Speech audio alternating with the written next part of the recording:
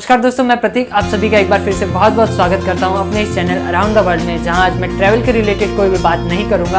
आज मैं बात करूंगा 20 अप्रैल के बाद जो भी रेस्ट्रिक्शंस और रिलैक्सेशंस दी गई है भारत सरकार के द्वारा, उसी के बारे में। लास्ट में वीडियो के एंड में मैंने ये भी बात की गई है गाइडलाइंस फॉर पब्लिक प्लेसेस, जो कि आप सभी को बहुत ज़रूरी है देखना, तो वीडियो को पूरा देखना। वीडियो शुरू करने से पहले मैं आप सभी को बता देना चाहता हूं कि आप वीडियो को लाइक ज़रूर कर दीजिए और सब्सक्राइब बटन दबा दीजिए ताकि कोई भी ट्रैवल अपडेट आप आगे से मिस ना करें।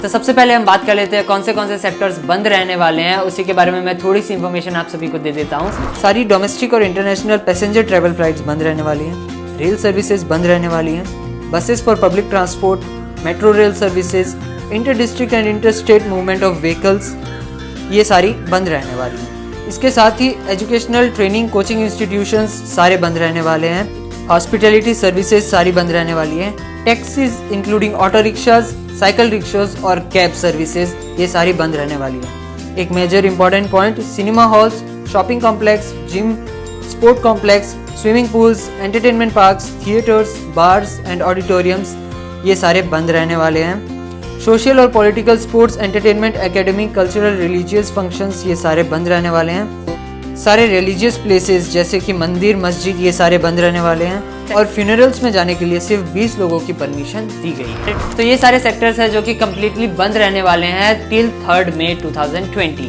और मैं आप सभी को बता दूं कि ये जो भी रेस्ट्रिक्शंस मैंने बताई है ये सारी ऑल ओवर इंडिया है, सभी यूनियन टेरिटरीज, स्टेट और डिस्ट्रिक्ट में ये सारी रेस्ट्रिक्शंस लागू होती है। इसके साथ ही मैं आप सभी को एक इन्फॉर्मेशन और दे दूँ कि ये जो भी रेस्ट्रिक्शंस और रिलैक्सेशंस है सेंट्रल गवर्नमेंट की तरफ से दिए गए हैं और स्टेट गवर्नमेंट और डिस्ट्रिक्ट गवर्नमेंट इसको कभी भी चेंज कर सकते हैं अपने सिचुएशन के अकॉर्डिंग। तो अब हम बात कर लेते हैं कौन से सेक्टर्स अलाउड है, कौन से सेक्टर्स 20 अप्रैल के बाद खुल जाएंगे। इसके पहले मैं आप सभी को बता दूं कि मेजर गाइडलाइन सरकार ने जो दी है वो है मास्क पहनना सभी के लिए कंपलसरी है और सोशल डिस्टेंसिंग मेंटेन करना हर एक ऑफिस में, हर एक वर्क प्लेस में ज़रूरी है। चलिए अब हम सबसे पहले हॉस्पिटैलिटी के बारे में बात कर लेते हैं।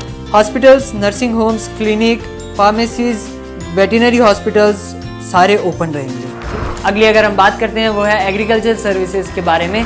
एग्रीकल्चर सर्विसेज में फार्मिंग ऑपरेशंस अलाउड कर दी गई है गवर्नमेंट के द्वारा। सारी दुकानें एग्रीकल्चर मशीनरी, स्पेयर पार्ट्स की सब अलाउड कर दी गई है भारत सरकार के द्वारा। मूवमेंट ऑफ हार्वेस्टिंग मशीन्स सब अलाउड कर दी गई है।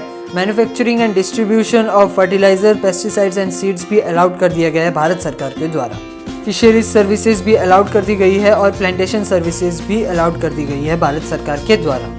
इसके साथ ही अगर हम बात कर लेते हैं फाइनेंशियल सेक्टर की, तो फाइनेंशियल सेक्टर में सारी बैंक के ब्रांचेस खुले रहेंगे। ATM, IT vendors for banking operations सब खुले रहेंगे। फाइनेंशियल सर्विसेज भी अलाउड रहेंगी 20 अप्रैल के बाद में। अगली अगर हम बात करें वो है एजुकेशनल इंस्टीट्यूशंस की, जो कि मैंने वीडियो के स्टार्टिंग में ही बता दिया कि ये सारी एजुकेशनल इंस्टीट्यूशंस बंद रहेंगी, लेकिन ऑनलाइन क्लासेस आप ले सकते हैं, ऑनलाइन सर्विसेज चालू रहेंगी। पब्लिक यूटिलिटीज़ जैसे कि operation of oil and gas sector, distribution of products like petrol, diesel, kerosene, CNG, LPG, PNG etcetera. Postal services including post office ये सारे फंक्शन में रहेंगे। Operation of utilities providing telecommunications and internet services ये सारी चालू रहेंगी। Operation of utilities in water sanitation ये सब भी चालू रहेंगे।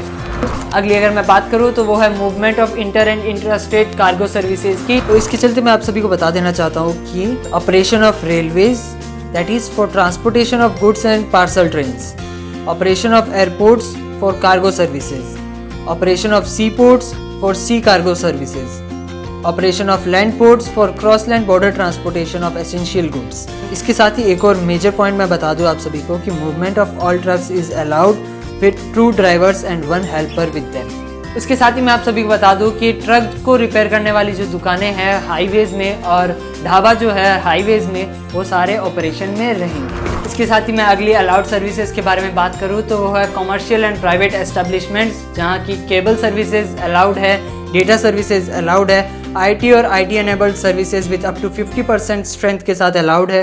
Data and call centres for government activities only ये भी अलाउड है। courier services, e-commerce companies, vehicles used by e-commerce operations allowed है, storage and warehousing services भी allowed है, private security services भी allowed है, hotels और hostels facilities भी allowed है for tourists only जो कि फंस गए हैं लॉकडाउन के चलते। इसके साथ ही इंडस्ट्रियल सर्विसेज भी अलाउड है, सारे प्राइवेट और गवर्नमेंट के द्वारा जो भी इंडस्ट्रियल सर्विसेज है तो उसमें भी कुछ मेजर गाइडलाइंस है, वो मैं आप सभी को एक फ़ोटो के ज़रिए दिखा देता हूँ। यहाँ पे आप देख सकते हैं manufacturing of essential goods allowed है, जैसे कि ड्रग्स, फार्मेसीज, मेडिकल सर्विसेज ये सब अलाउड है। Food processing industries in rural areas allowed है। Production units which requires continuous process. Manufacturing of IT hardware भी अलाउड है। Coal production, mines and minerals production भी अलाउड है। Manufacturing units of packaging material भी allowed है। Jute industries भी allowed है। Oil and gas exploration refineries भी allowed है। ये सारी मैन्युफैक्चरिंग सर्विसेज अलाउड है। इसके साथ ही कंस्ट्रक्शन सर्विसेज भी अलाउड कर दी गई है भारत सरकार के द्वारा, जहाँ की भारत सरकार ने बताया कि कोई भी वर्कर को आप बाहर से नहीं बुला सकते। जो वर्कर यहाँ पे है, आपके अवेलेबल रिसोर्सेज पे है, उन्हीं को आप यूज़ करके कंस्ट्रक्शन सर्विसेज चालू कर सकते हैं। बाहर से कोई भी वर्कर को आप बुला नहीं सकते। इसके साथ ही एक मेजर पॉइंट मैं आप सभी को बता दूं कि मूवमेंट ऑफ पर्सन्स भी अलाउड कर दिया गया है भारत सरकार के द्वारा, जो कि सिर्फ स्पेशल गाइडलाइंस के तहत। वो गाइडलाइंस मैं आप सभी को बता देना चाहता हूँ कि प्राइवेट व्हीकल अलाउड कर दिया गया है भारत सरकार ने ओनली फॉर इमरजेंसी सर्विसेज। अगर आपकी तबीयत खराब होती है और आपको हॉस्पिटल जाना पड़े, उसी केस में आप अपने प्राइवेट व्हीकल निकाल के आप जा सकते हैं। In case of 4 wheeler, back seat में सिर्फ एक आदमी बैठ सकता है ड्राइवर के साथ, और अगर 2 व्हीलर होता है तो सिर्फ ड्राइवर ही चला सकता है 2 व्हीलर को, उसके बैक सीट में कोई नहीं बैठ सकता। और अगर आपको ऑफिस के लिए अगर आपको प्राइवेट व्हीकल की ज़रूरत है तो वो अलाउड नहीं है। मैं बात करूँ तो वह गवर्नमेंट ऑफिसेज, तो गवर्नमेंट ऑफिसेज भी खुल जाएंगे 20 अप्रैल के बाद में। गवर्नमेंट ऑफिसेज जैसे defence, disaster management, family welfare management, ये सारी खुल जाएंगी। अदर मिनिस्ट्री और डिपार्टमेंट सेक्टर में डेप्यूटी सेक्रेटरी की 100% अटेंडेंस ज़रूरी है, और उनके ऊपर जो भी स्टाफ काम कर रहे हैं उनकी अटेंडेंस अप टू 33% होनी चाहिए। मेजर गाइडलाइन आपको पब्लिक प्लेसेस की भी मैं बता देना चाहता हूँ। मास्क का पहनना हर एक जगह पे, चाहे वो आप काम के लिए जा रहे हो, अपने वर्क प्लेस ऑफिस के लिए जा रहे हो, मास्क का पहनना कंपलसरी है। सभी को सोशल डिस्टेंसिंग मेंटेन करना ज़रूरी है, चाहे वो पब्लिक ट्रांसपोर्ट हो या अपने ऑफिस या वर्क प्लेस पे हो।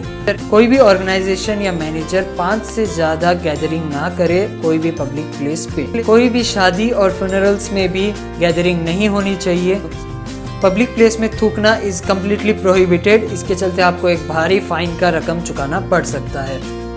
Cell of gutkha, tobacco and liquor is completely prohibited, strictly ban कर दिया गया है सरकार के द्वारा। तो ये थी सारी पब्लिक प्लेस की गाइडलाइंस। अब मैं बात कर लेता हूँ थोड़ी सी वर्क प्लेस की गाइडलाइंस के बारे में। सारे वर्क प्लेस पे टेम्परेचर स्क्रीनिंग मशीन्स ज़रूरी है। सारे वर्क प्लेस में 1 घंटे का कम से कम गैप होना चाहिए शिफ्ट को चेंज करने में। सभी वर्क प्लेस और एम्प्लॉयज़ को आरोग्य सेतु ऐप डाउनलोड करने के लिए सभी को बोला गया है। सारे ऑर्गेनाइजेशंस को सैनिटाइज करने की सख्त ज़रूरत है। कोई भी तरह की बड़ी मीटिंग प्रोहिबिटेड है। तो ये थी कुछ मेजर रिलैक्सेशंस और रेस्ट्रिक्शंस भारत सरकार के द्वारा जो दी गई थी 20 अप्रैल के बाद, जो कि अलाउड है। मैं आप सभी को बताना चाहता हूँ कि ये रेस्ट्रिक्शंस और रिलैक्सेशंस कभी भी चेंज हो सकती है। आपके स्टेट गवर्नमेंट और डिस्ट्रिक्ट गवर्नमेंट कभी भी चेंज कर सकते हैं करंट सिचुएशन को देखते हैं। मुझे पूरी उम्मीद है कि आप सभी को वीडियो पसंद आया होगा और आप सभी के डाउट्स क्लियर हो गए होंगे। अगर कोई भी डाउट हो तो आप कमेंट सेक्शन में कमेंट करना ना भूलिएगा। मैं पूरी कोशिश करूँगा कि आप सभी के डाउट को क्लियर करने की। Thank you.